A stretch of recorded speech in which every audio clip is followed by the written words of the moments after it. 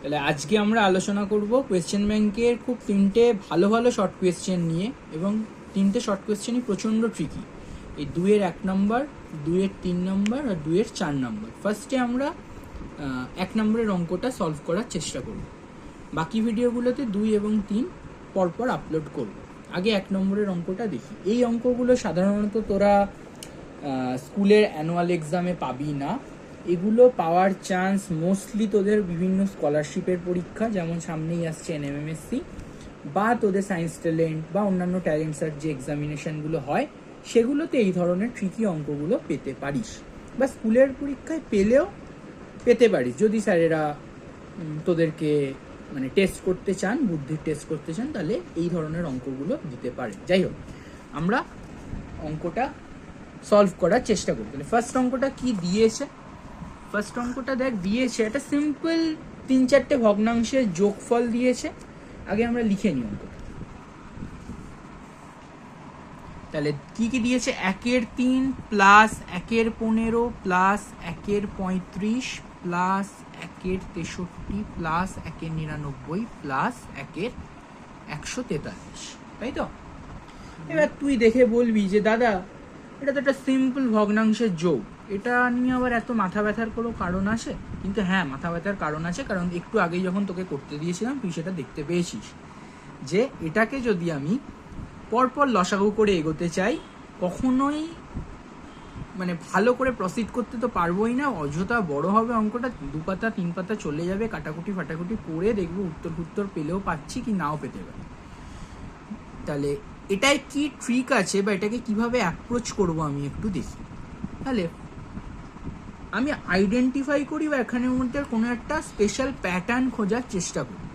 তাহলে এই ধরনের অঙ্ক যখনই থাকবে আমি কি খুঁজবো? প্যাটার্ন খুঁজবো। কি প্যাটার্ন আছে দেখি। ফার্স্টেরটায় কি আছে দেখ, ভগ্নাংশের নিচের পার্টগুলো দেখ, সবকটার হরগুলো দেখবে। ফার্স্টে ওপরেরগুলো সবেতে কি আছে? 1-1 করে আছে। এই ওপরে কিছু ট্রিক্স নেই, যা ট্রিক্স লুকিয়ে এই হরগুলোয় লুকিয়ে আছে। তাহলে ফার্স্ট ভগ্নাংশের নিচে কি আছে? 3 আছে। পরের ভগ্নাংশের নিচে কি আছে? 15, 35, 63 এইভাবে চলছে। ফার্স্টেরটা দেখ 3 একটা মৌলিক সংখ্যা, এটাকে আমি ভাঙতে পারবো না। 15টাকে আমি ভাঙতে পারি দুটো মৌলিক সংখ্যার গুণের আকারে। কি কি? 3 5 15। সেমভাবে 35, 5 7 35, 63, 7 9 63, 99, 9 11 99, 143, 11 × 13 143। তাহলে আমি সেইভাবে একবার লিখে নিই। 1-এর 3 প্লাস 1/3 × 5। আমি আগে 5টা লিখতে পারতাম, বাট আগে 3 লিখলাম, ছোট থেকে বড় যাই, কারণ দেখ পরপর তাহলে আসবে। তাহলে এটাকে লিখতে পারি 5 × 7, এটাকে লিখতে পারি 7 × 9, এটাকে লিখতে পারি 9 × 11, এটাকে লিখতে পারি 11 × 13। তাহলে দেখ 3 3 5 5 7 7 9 9 11 11। তাহলে এইখানেই ট্রিকটা লুকিয়ে আছে। আমি এই যে 1/3 × 5 এই ভগ্নাংশটাকে একটা স্পেশাল আকারে লিখতে পারি, দেখি একটু। তাহলে এটাকে যদি আমি এইভাবে লিখি, দেখ 1/15কে আমি সাজানোর চেষ্টা করছি। যদি আমি 1-এর 3 থেকে 1-এর 5 বিয়োগ দিই, মানে এই 1-এর 3 থেকে 1-এর 5 দুটোকে আলাদা করে নিলাম, স্প্লিট করে নিলাম। ছোটবেলায় একটা শিখেছিলাম এই ধরনের নিয়ম, বা এই ক্লাসেও আছে আমাদের। তাহলে স্প্লিট প্রপার্টি, ঠিক আছে? আমি যদি স্প্লিট করে বিয়োগের আকারে নিই, তাহলে দেখ লসাগু করলে 3 5 15, 3 দিয়ে 15 গেলে 5, 5-1 5, আবার 5 দিয়ে 15 গেলে 3, 3-1 3, 2/15। Very good. বাট এখানে ভগ্নাংশটা আছে কি 2/15? আছে কত? 1/15। যদি পরপর দুটো সংখ্যা থাকতো 3 × 4, তাহলে আমি ডাইরেক্ট লিখে দিতে পারতাম 1-এর 3 - 1-এর 4, বা 4 × 5 1-এর 4 - 1-এর 5। বাস এখানে গ্যাপটা কত? 2-এর গ্যাপ। তাহলে এই যে 2-এর গ্যাপ, এই 2-এর 15 থেকে 1-এর 15 কিভাবে পাবো? যদি 1-এর 2 দিয়ে গুণ করি, তাহলে 2 2 কেটে গিয়ে 1-এর 15 পাবো না? সমান চিহ্ন দেবো না? 2-এর 15কে যদি 1-এর 2 দিয়ে গুণ করি, 2 2 কেটে গেলে আমি 1-এর 15 পাবো, মানে আসল ভগ্নাংশটা পেয়ে যাবো। তাহলে আমি এটাকে লিখতে পারি যে 1-এর 3 প্লাস হাফ ইন্টু 1/3 - 1/5। তাহলে আমি পুরো হিসেবটা করলে আবার এই ফার্স্ট ভগ্নাংশতেই ফিরে যাব, 1-এর 15। সেমভাবে পরেরটাকে কি লিখতে পারি? Half into 1/5 - 1/7। পরেরটাকে কি লিখতে পারি? Half into 1/7 - 1/9 plus half into 1/9 - 1/11 plus half into 1/11 - 1/13। সবসময় কীভাবে মনে রাখবো ট্রিকটা কীভাবে এগোচ্ছে? নিচে হরগুলো ছোট থেকে বড়র দিকে এগোচ্ছে, স্বাভাবিক, কারণ নিচে হর ছোট মানে ভগ্নাংশটা বড়, তাই তো? বড় থেকে ছোটর বিয়োগ হচ্ছে, বড় থেকে ছোটর বিয়োগ হচ্ছে, হর বড় মানে ভগ্নাংশ ছোট, হর ছোট মানে ভগ্নাংশ বড়। বুঝতে পারছি। নেক্সট, তাহলে এখানে দেখ হাফ আছে, এখানে হাফ আছে, এখানে হাফ আছে, এখানে হাফ আছে, এখানে হাফ আছে, তাহলে সব কটা থেকে আমি হাফ কমন নিতে পারি। হ্যাঁ, তাহলে হাফ কমন নিলে কি পড়ে থাকছে, ব্র্যাকেট ওপেন করলে 1/3 minus 1/5 plus 1/5 minus 1/7 plus 1/7 minus 1/9 plus 1/9 minus 1/11 plus 1/11 minus 1/13। তাহলে দেখ মাইনাস 1/5 প্লাস 1/5 কেটে গেল, মাইনাস 1/7 প্লাস 1/7 কেটে গেল, মাইনাস 1/9 প্লাস 1/9 কেটে গেল, মাইনাস 1/11 প্লাস 1/11 কেটে গেল।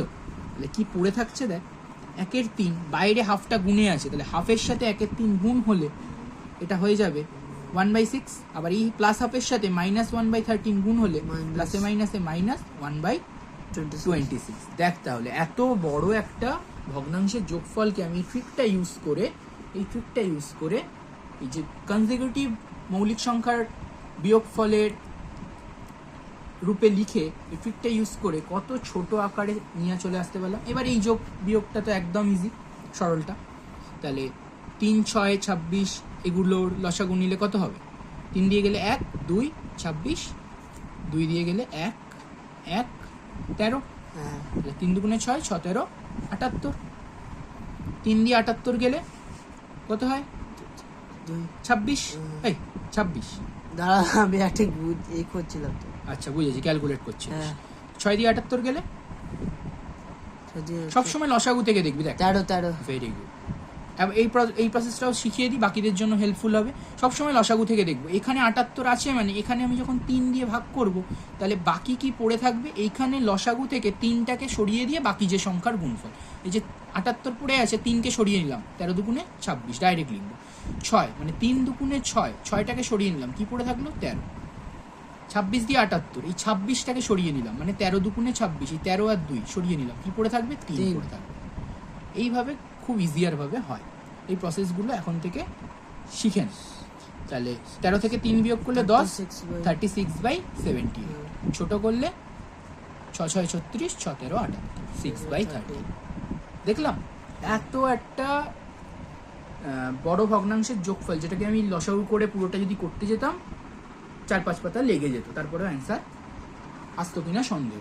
তাহলে আমি এখানে জাস্ট এই ট্রিকটা ইউজ করলাম, মৌলিক সংখ্যার সাকসেসিভ বা কনজিকিউটিভ বিয়োগফলের আকারে সাজিয়ে খুব সহজেই অ্যান্সার অবধি পৌঁছে গেল।